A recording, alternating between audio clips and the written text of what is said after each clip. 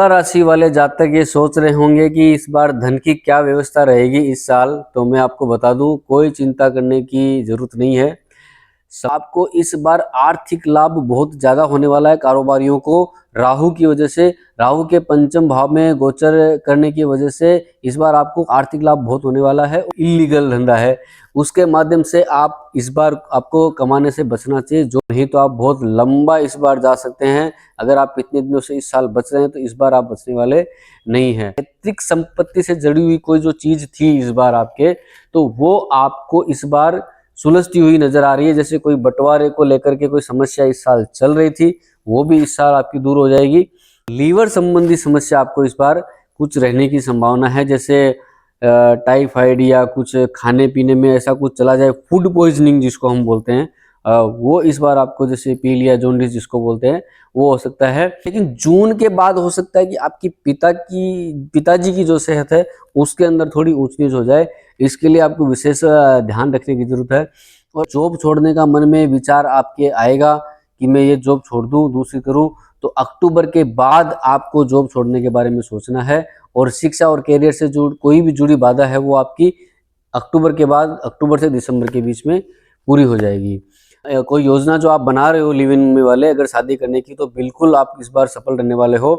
काफी अच्छी तरह से इस बार आप अपने रिश्तों को निभाने वाले हैं।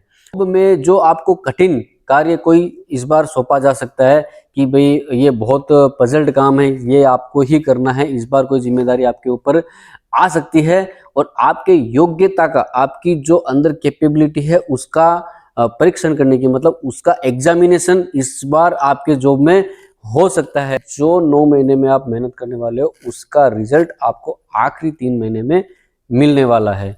विलासिता के मामलों में आप इस बार ज्यादा खर्च करने वाले हैं। जैसे घर में अगर आपने कुछ नया घर लिया है या आप लेने वाले हो, तो इस बार आप उस घर के अंदर बहुत बढ़िया बढ़िया चीजें लेके, मतलब विलासिता की चीजें जो इस बार लेके आने वाले हो, बहुत बड़ा खर्च इस बार होने वाला है। परिवार में भी आपका महत्व इस बार बढ़ने वाला है।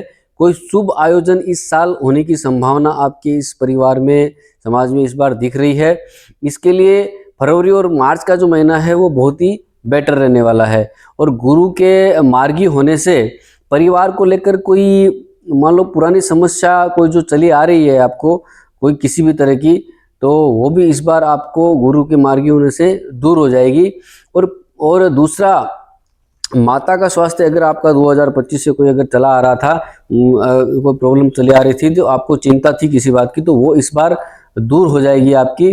और विद्यार्थियों के शिक्षा में बदलाव आने की संभावना भी इस बार मेरे को थोड़ी सी दिख रही है। हो सकता है आप सब्जेक्ट चेंज कर दो कि मुझे ये नहीं पढ़ना था और मुझे ये पढ़ना है, इस बार हो सकता है। और नया एडमिशन लेने की भी आप कोशिश, नई स्कूल में भी आप जा सकते हो।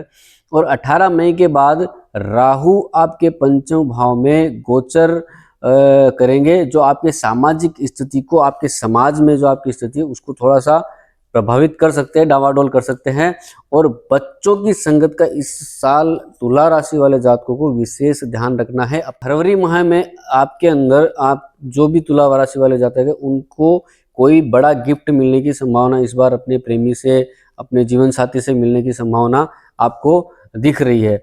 और जीवन साथी का जो स्वास्थ्य है आपका, वो अक्टूबर के बाद थोड़ा सा आपका प्रभावित हो सकता है। गर्भवती महिलाओं को भी इस बार ध्यान देने की जरूरत है कि अगर आप इस पीरियड के अंदर, जुलाई से लेकर के अक्टूबर के बीच में अगर आप गर्भवती रहते हो, तो आपको खान पान के मामले में कोई भी कोताही नहीं बरतनी है।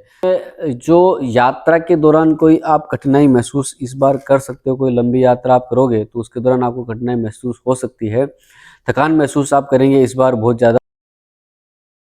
शिक्षा प्राप्ति कर रहे हैं उनको आपको समय निकाल करके भगवान शंकर के मंदिर में जाके नमः शिवाय का जाप करना है।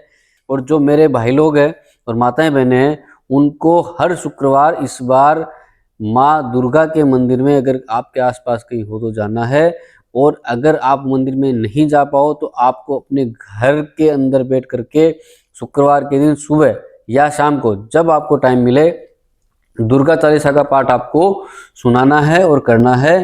तो जय सदाशिव एस्ट्रो शो में आपका स्वागत है। मैं बालकृष्ण शर्मा आपको मिलता रहूंगा, आता रहूंगा। जय लक्ष्मी नारायण।